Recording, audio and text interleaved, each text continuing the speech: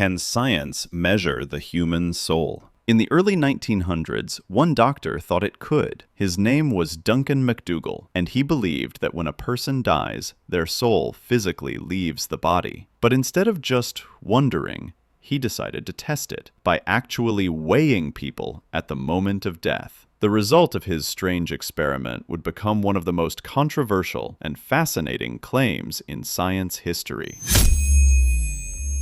You've probably heard the legend, the human soul weighs 21 grams. But where did that number really come from? And could there be any truth behind it? In 1907, Dr. Duncan MacDougall set out to prove something extraordinary, that the human soul had weight. He worked at a hospital in Massachusetts and found 6 patients who were near death. Each of them agreed to help in his strange study. MacDougall built a special bed that rested on a giant scale, sensitive enough to measure even a few grams of difference. His plan was simple. He would weigh each person right before death, and then again just after. If there was a sudden drop in weight that couldn't be explained by breathing or fluid loss, it might mean the soul had left the body. And when one of his patients finally passed away, the scale moved. MacDougall claimed the body instantly became lighter by about 3/4 of an ounce. That's roughly 21 grams. MacDougall was shocked by what he saw. According to his measurements, one of the patients lost exactly 21 grams at the moment of death. He repeated his experiment with 5 more patients. The results weren't consistent. Some showed smaller changes, others none at all. But that one case stood out.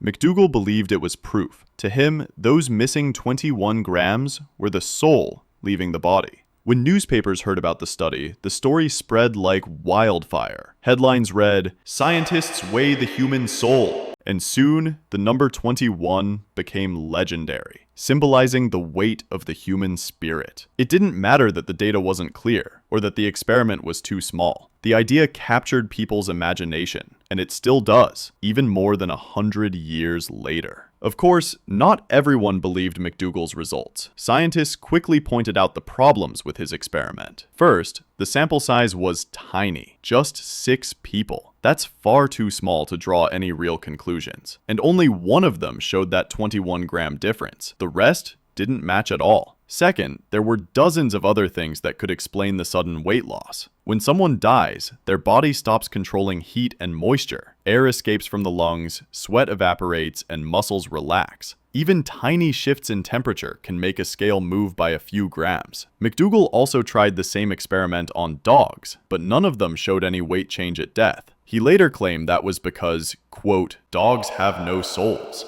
Most scientists, of course, disagreed. They said his results were simply random noise, an error in measurement, not evidence of a soul. Today, most scientists see the 21 grams experiment as a fascinating but flawed idea. It wasn't real proof of a soul, but it was one of the first attempts to connect science and spirituality. Even though the study was never replicated, the story refused to die. The idea that the soul might have weight inspired books, documentaries, and even a Hollywood movie titled 21 Grams. It became less about data and more about meaning. Because maybe the real reason this story still fascinates us isn't the number itself, but what it represents. The mystery of being alive, and what might happen after we're gone. If you enjoyed this story, make sure to like the video and subscribe to the channel, so you never miss more strange and fascinating stories like this one. So, what do you think? If the soul could be measured, would it really weigh 21 grams, or something far beyond what science can detect? And as always, stay curious.